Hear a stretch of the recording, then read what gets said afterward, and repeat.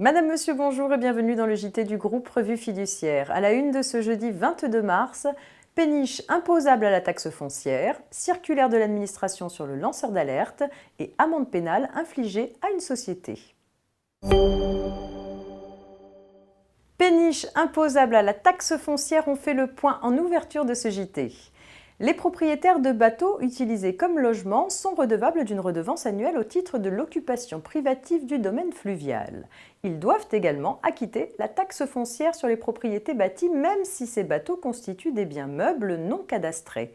En effet, les bateaux utilisés en un point fixe et aménagés pour l'habitation, le commerce ou l'industrie sont soumis à la taxe foncière même s'ils sont seulement retenus par des amarres. Il s'agit de deux impositions distinctes et il n'est pas envisagé de prévoir d'exonération de taxe foncière à leur égard.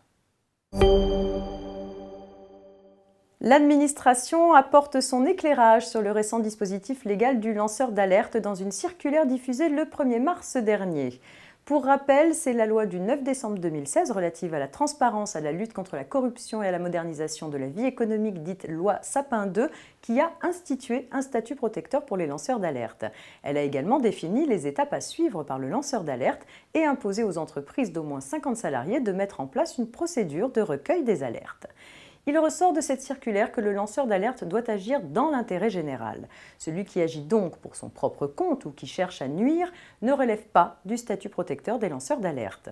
L'administration relève aussi que la définition du lanceur d'alerte et la procédure de signalement visent l'ensemble des alertes pouvant être mises en œuvre sur le lieu de travail, qu'elles soient relatives à la corruption, à la santé ou à la sécurité au travail, à des situations de discrimination ou enfin de harcèlement.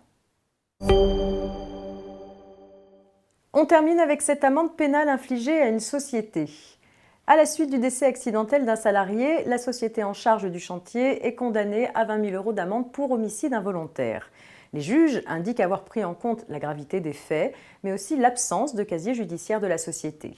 Cette condamnation est censurée par la Cour de cassation, laquelle rappelle qu'une amende correctionnelle doit être fixée en fonction des ressources et des charges de la société.